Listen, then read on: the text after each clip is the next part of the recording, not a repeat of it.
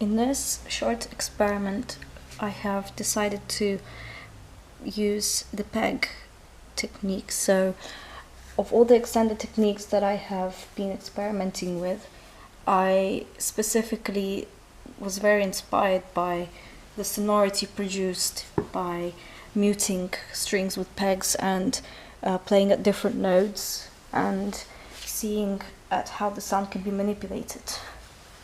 So here it is as follows. I'm going to play close to the bridge and I'm going to show how this sounds.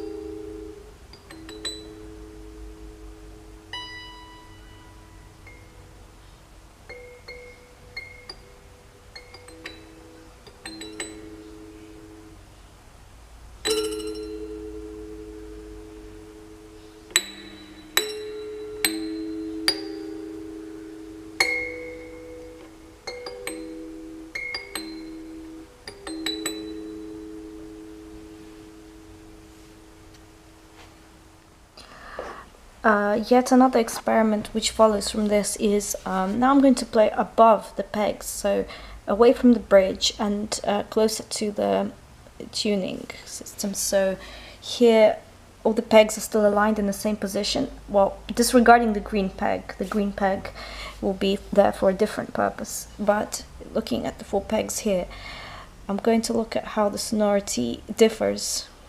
And here it is.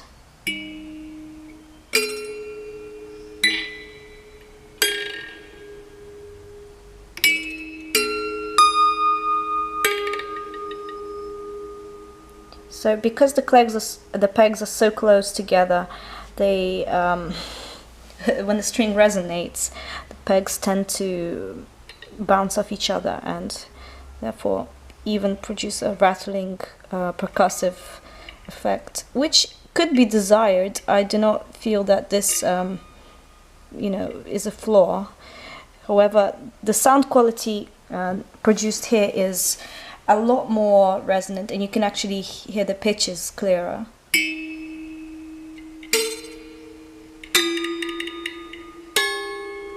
Even with all the rattling.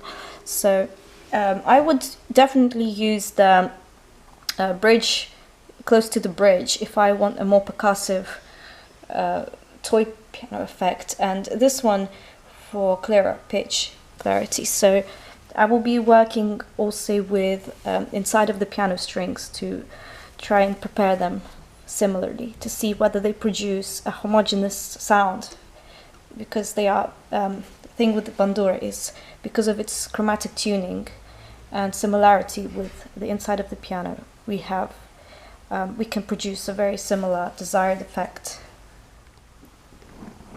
And finally, this experiment, I will be looking at the pegs above. So as you can see, I'm going to do a close-up.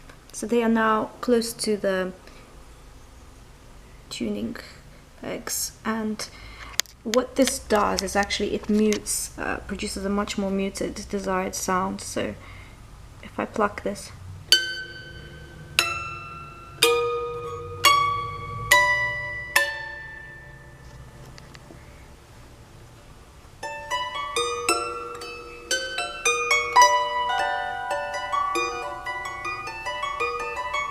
so the pitches are quite distinct, you can actually hear. They are definite pitch and could be quite eerie actually if I wanted to do something creepy in my composition. This would be a very interesting effect. And in fact, I was very inspired by John Cage's prepared piano, which he does play on the keys and not on the strings, even though the strings have been already prepared with various materials to alter sonority. However, what I will be doing is I will be actually playing the strings, so the strings of the bandura, but also inside the strings of the piano, and I will fuse those two sonorities and try to create something homogeneous that will keep the listener guessing, whether is it the bandura playing or is it the piano which strings are being messed with. That's exactly where I would like to blur the lines. And another interesting experiment is actually putting the pegs behind the bridge and playing below the bridge, which produces a very interesting sound. And here's how it is.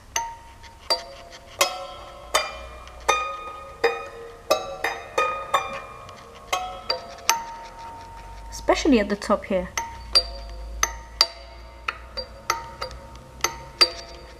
Sounds like a very chirpy peck. Very tight.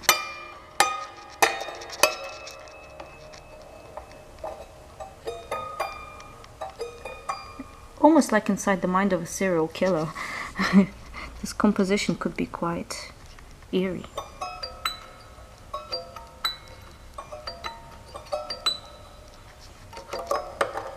Quite a chirpy sound.